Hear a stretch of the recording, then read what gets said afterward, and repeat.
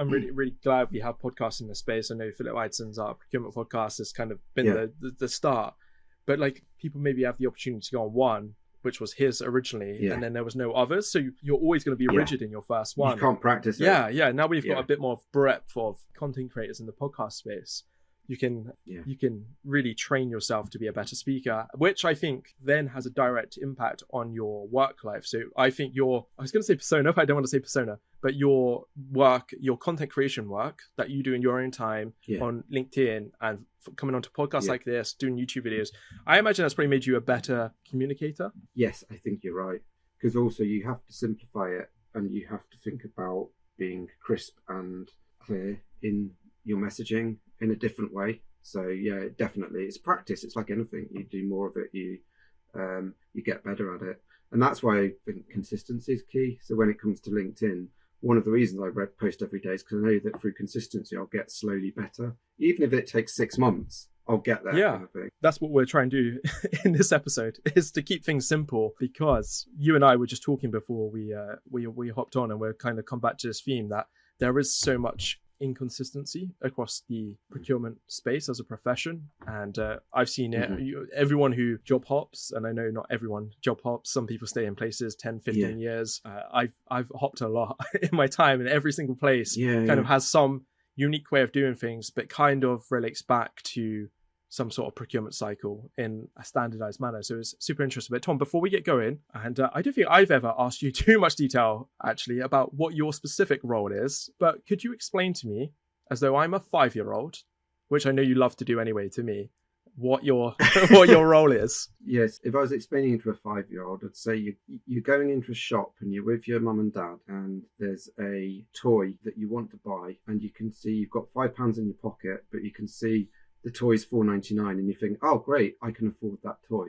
And what procurement is, putting a double check in to check, actually, are there other shops which are selling that toy for cheaper, or are there other toys which will deliver a better experience for you? So it's almost taking that pause to say, how do you get the best value out of your £5?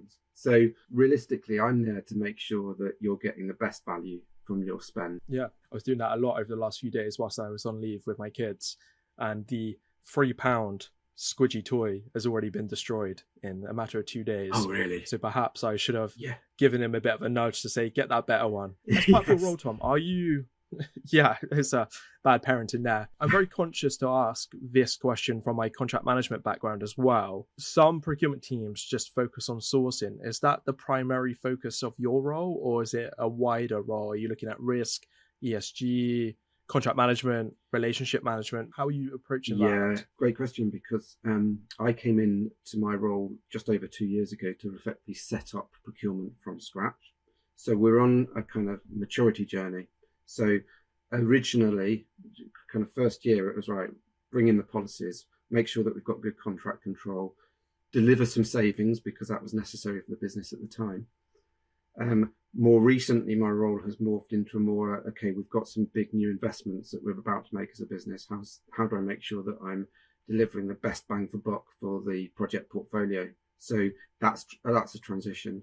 But also through the work that we've done in the contract space, we've identified that we do have a real need for developing a supplier relationship management framework and for delivering a risk framework. So we've started to embed things like really good processes with things like info security, data privacy, etc.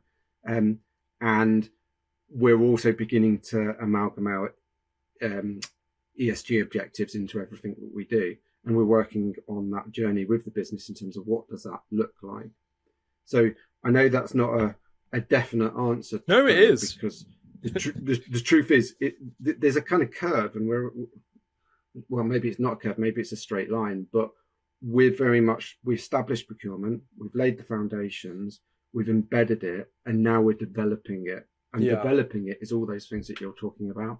Yeah. And actually doing so with some resource constraints as well, because of course we don't want to grow too fat as a team. We want to be agile, and we want to be lean, and we want to be efficient, but it's working with the business to establish, right, what's the most important and what do we need. Yeah, it's exciting though. Really exciting. Yeah. No, I agree. No, it's super interesting. And I kind of always think of this as a stairway approach. So like the base step, right, is your policies, your initial policies and processes. Normally you find that they change, right, after maybe even 6 months or 12 months. Like my last 2 roles, stepping up contract management functions, commercial teams.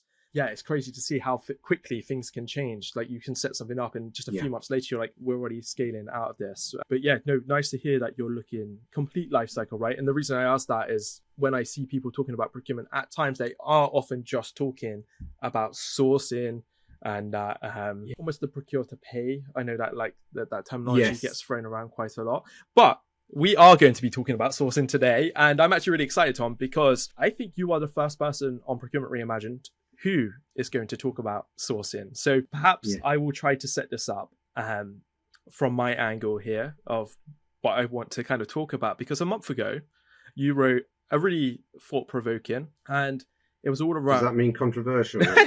No.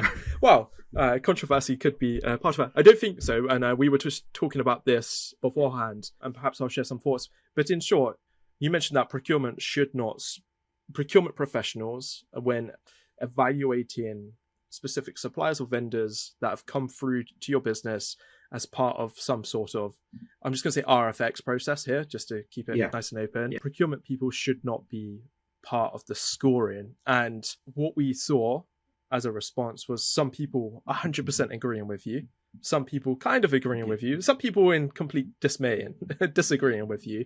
And what we were just talking about before we went live was that this maybe is illustrating is illustrating the inconsistencies that are live in procurement, right? And I think sourcing's a really good one. So what we're going to try and do as part of this conversation is sort of reimagine this way. And perhaps it is that sourcing needs to have a bit more consistency. But Tom, I just kind of wanted to pass it over to you, maybe to share your thoughts around this. I might ask some silly questions, some challenging questions, and we'll see what we hear. Because I really like this post.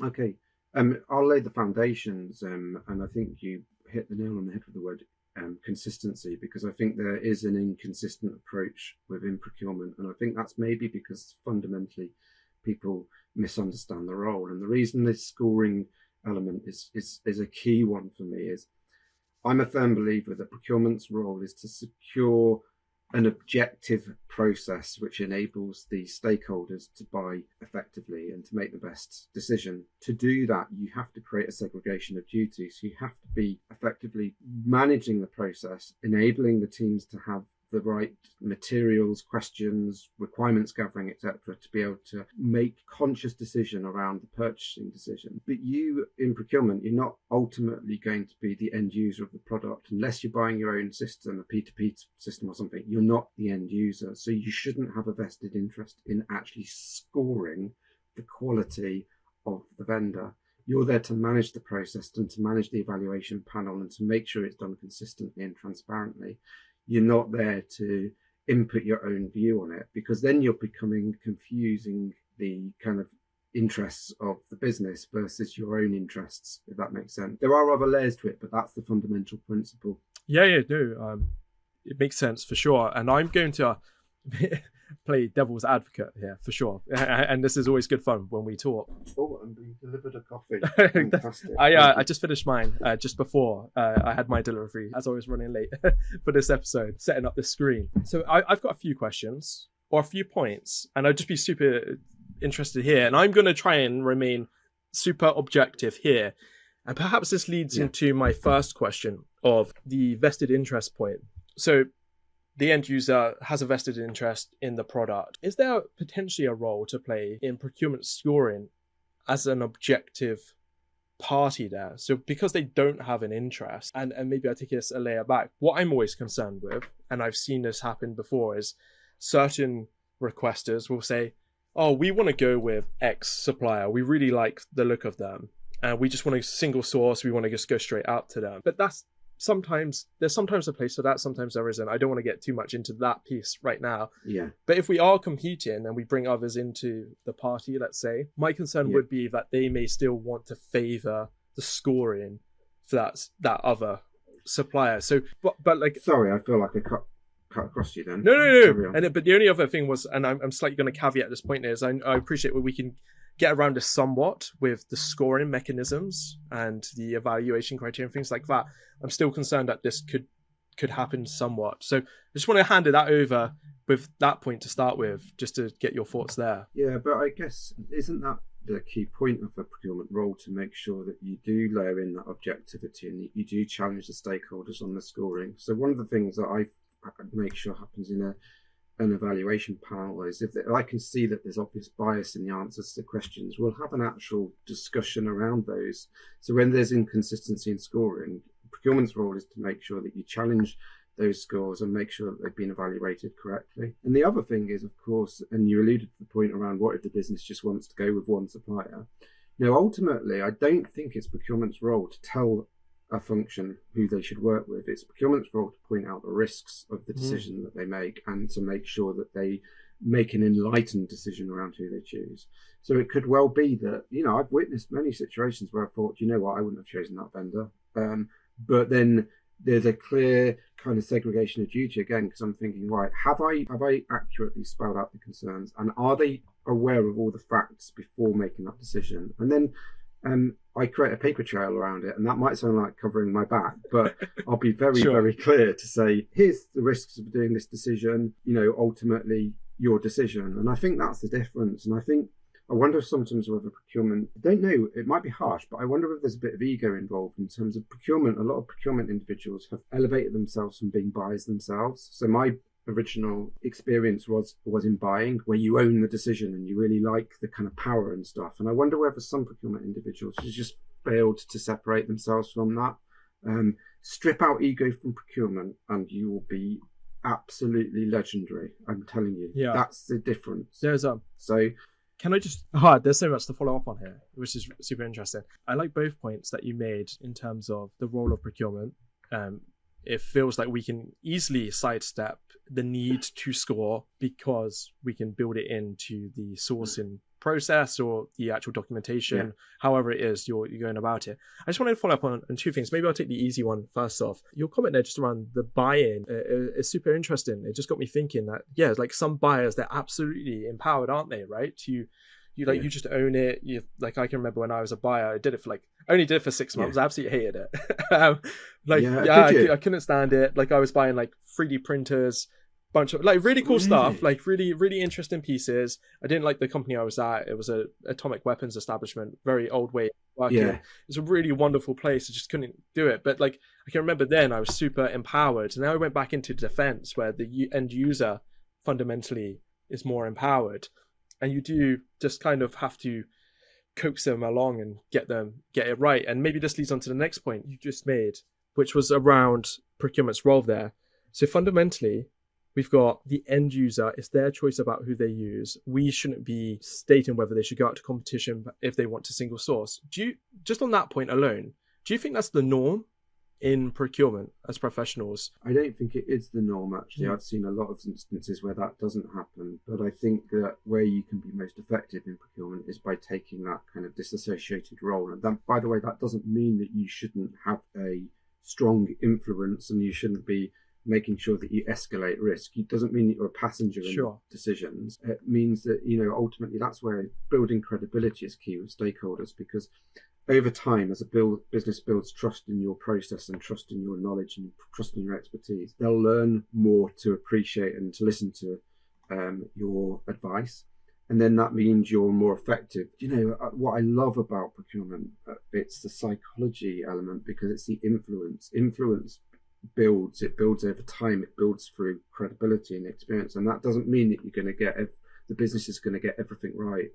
And I think for me, if you are able to disassociate yourself too, it really helps with things like the stress and the pressure and the burnout factor that I talk about a lot. Because I think it was only a few years ago, to be fair, that it was something a lawyer told me. They said, look, if you know that you've done everything you can to spell out the risks and you've documented those and you followed the right process, then your work here is done, kind of thing. Well, actually, because ultimately you can't control what don't focus on what you can't control. No, when you were talking about that role of procurement, within that sourcing process, my immediate thoughts went to how legal counsel operate within a business. So legal counsel will make recommendations. They will set out what they think the business should do. They have some other obligations under the SRA, say within the UK, that say they have to act in a set way, and they will at times need to stand against what the company states they may want to do if it's illegal. So I just want to caveat that. In short, they will do exactly what you've said. They will show what the risks are. They will highlight them. They will do everything in their power to mitigate those. And this is what I found myself in my contract management roles as well. And there is something to be said for that approach. It may take time to get it right. And I think that's a really good point that you made there, because there will be mistakes if you let the business have, I almost don't want to say let the business have, but if you align with the business and put more emphasis on them with the sourcing decisions instead of trying to hold it in a silo and say, well, this is how we do things here, there will be mistakes.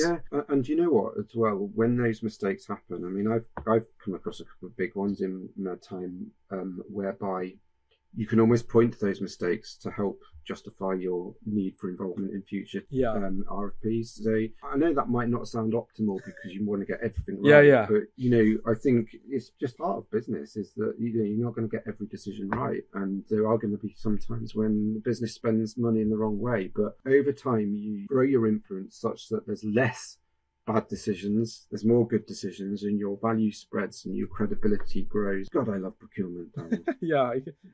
It's we were just, for people listening here, just before we jumped on live, I was saying to Tom, like, sourcing has never been like the biggest focus of my roles.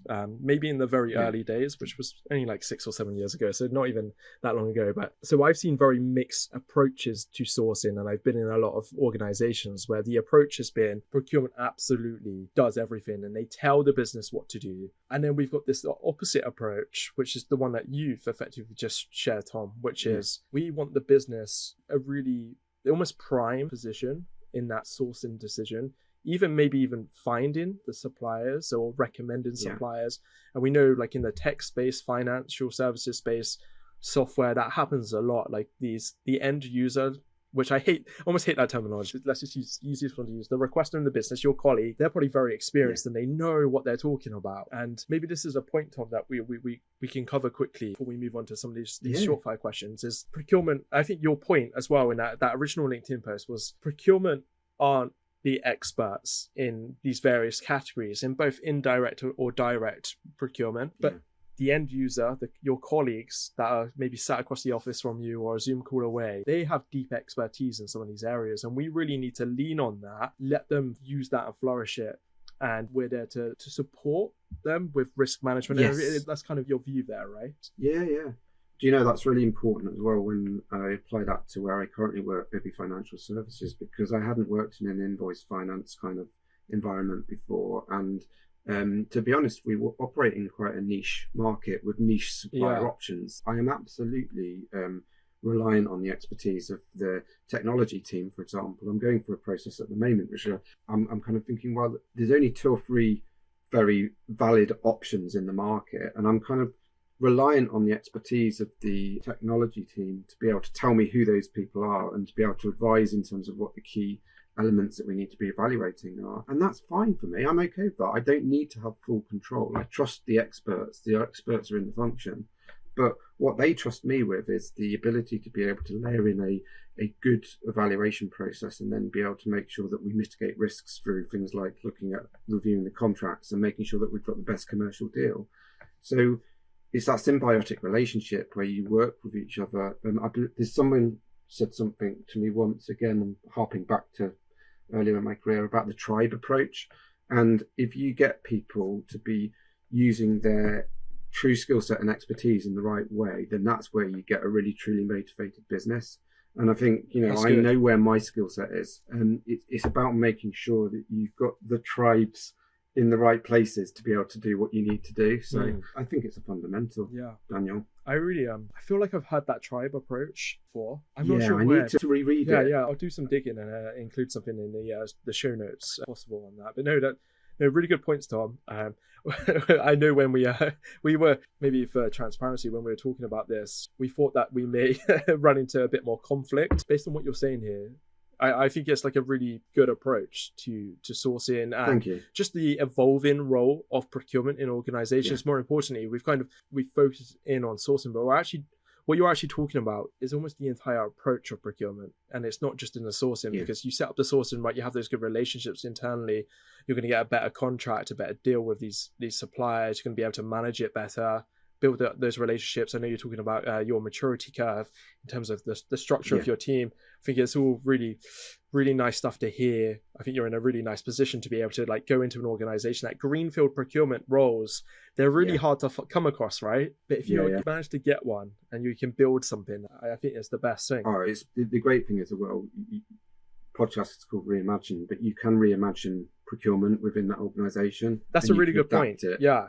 Just within the org, right? Like, because you'll find that the organization has no approach, or it has bits of procurement or bits of sourcing, and it may not be, it's not by a procurement expert like yourself or whoever's in, right? And that's where you can really come in and take that away from them and help them with it and let them flourish, like you said, with their subject matter expertise. Yeah. The one thing I'm disappointed about is I'd love to find something that we vehemently disagree with, because I think it'd be brilliant to have an argument with, but we've yet to find it. Yeah. We will find it, and then we'll do another one. Yeah, we'll have to find a topic. I think procurement is changing. We are moving from a 1970s to 1990s model that has been prevalent, which is a fundamental focus on sourcing and savings. And but this is maybe a hot topic. Whenever we mention savings, a lot of people come through in any of the content we produce and say savings is fundamental, and I don't disagree with that at all. So I just want to put that on the record, that I think savings is an important function of procurement in our role. Of course it is. It's just not the only one. It's just not the only one. And I think the methodology, let's call it that you've been sharing in this episode, will enable those savings in some way or another, whether it's reduced risk or better quality. You're going to have less costs. This total cost of ownership piece is really important to consider. But disappointed that we couldn't disagree on too much. I've asked a couple of questions just to prompt you a little bit more. But Tom, I just want to quickly dive into 4 questions that we ask every single guest. Just super interested to see how you're doing things. How many contracts are you actively managing at present? Great question on active, because I mentioned earlier on about supplier relationship management, and we've identified probably there's 5 that we're actively managing from a point of view of the typical supplier relationship management, where you're doing your quarterly reviews, you're checking the KPIs, SLAs, etc. We've got the number of contracts is in the low hundreds in terms of what we actually would identify as important contracts within the business, so above a certain value. And I guess as the scope of the role and the team grows, then we will be looking to proactively manage more. The other thing I just wanted to add to that point is at the moment as a business, we're making some significant investments in different countries, and that's exciting, but actually what that's bringing on is new contracts, if that makes sense. The whole landscape of the contract management is changing, and actually a big part of my focus is on those new portfolio investments at the moment, which will lead to a different landscape in terms of the overall management. Yeah, that's exciting though, right? Like almost moving to a global contract management need. It's a tough one for sure, but it's an exciting one. Maybe just to follow up on that previous question, how many vendors are you managing? And your answer may be the same, right? Like, I'm always interested to see the approach here. It's not dissimilar at all. So to be honest, I see contract management and vendor management as kind of one of the same thing, if that makes sense. Me too. So it's I think that the honest answer is, at the moment, we're developing a supplier relationship management framework this year, and I haven't yet defined what that's going to look like from a structure point of view, because we've kind of evolved. We've got the contract control now. We've got the kind of contract database. We know exactly what our key suppliers are. We've got everything under control from a point of view. We've got an activity plan. What we haven't yet defined, and what's part of our strategic plan for this year, is right, what does supplier relationship management look like? What does that look like in terms of contract control, contract reviews, quarterly reviews, that type of thing? And then what resource do we need to deliver that? At the moment, we're so hands-on dealing with BAU activity and also new investments, that we've almost not been able to take a pause and say, okay, but what does good contract control look like? It's a common issue, right? Like with every scaling team. And I think, this is the feedback I get from listeners on this. It's like they message me and say, oh, it's not just me or just us that are in this position. And I imagine there's probably a lot of other people listening in that are struggling or just trying to figure this piece out. Like, how do we work on improving the team whilst handling all of our business as usual and new initiatives that we need to support the business? Like, absolutely, that's great. And Tom, what's one piece of tech that you can't live without? And there's kind of a procurement spin on it, but it could be around your content, it could be around your day-to-day work, hardware, software. My aftershocks. So just for people listening, these are headphones. These are headphones for running, I assume. Yeah. They're like bone conducting headphones. They're brilliant. So why they're brilliant is because they're completely light, so you can't feel them on your ears. You have an ability to run or walk, but still hear traffic. So there's something about the technology. It's a vibration, right? Through the bone. Is that of the ear or something? Yes, there's something about the technology that works. But I guess related to what your question about work, and I guess my life as a procurement influencer as well. I get a lot of my inspiration from podcasts. Yes. So, and one of the things I read at the start of this year was Atomic Habits by James Clear, and it was all about that habit stacking. And you may not necessarily want to go for a run, or you may not want to go for a walk, but if you stack that with, but I do want to listen to a podcast, makes it so much easier. I combine the two. And when you asked that question, my initial thought was, okay, what one bit of tech do I panic if I can't find? It's always these. Yeah. Well, Tom, I'm the same with these headphones that I'm wearing right now. These are, they block the whole world out, and I could just think at times or just listen to something, go for a run or a walk. Mine do block out traffic, so it makes it way more dangerous, which is why I run on the trails when there's no one else. No, that's a really good one. And last one here, weird question. I'm a procurement genie. You have one wish. What would your procurement wish be? I'd really like to drop the old school mentality for good. I'd almost like, I see it as almost there's two schools of procurement now, and I'd almost like a way that we could separate ourselves from the old school process bureaucratic completely savings driven hard negotiator mindset to the collaborative future thinking strategic thinkers. I'd almost love there to be a Procurement Reimagined. So what I mean by that is I'd like there to be almost a new title for procurement, if that makes sense, in terms of what we are. Yeah, that's a really good point, by the way. On the I've been doing a lot of thinking about, is procurement even the right word for what we do? And it's super interesting, Tom. No, I'm with you. That's not the crispest answer, because there's no one easy thing that needs to happen for sure. But I do think procurement has become bogged down by its association with some really poor practice or some really old school practice that we just need to get rid of. So it's back to that procurement dinosaurs piece, really, Daniel, which we'll always agree on. But I just think we just need to find a way to separate ourselves. And do things better. So. Well, just maybe I'll add one little anecdote. When I joined 10X, which was my last role as to head up contract management there, I asked the question, why is this team not called procurement? And they were like, procurement has awful connotations with everyone in the tech space. As soon as they hear procurement, they think bureaucracy, slowness, cost savings. And whilst that might be needed, it just means that people won't want to work with you. So we were called supplier management to start with. And that was, I was like, that's a really cool way to think about it. So I think there's more people thinking about the name of their team and then the roles within those teams. So it's a good wish. Tom, thanks so much for your time, for jumping on and really kind of talking about the differences of approaches and sourcing. I always find it super interesting in this space. So thank you. Really appreciate it. Thank you.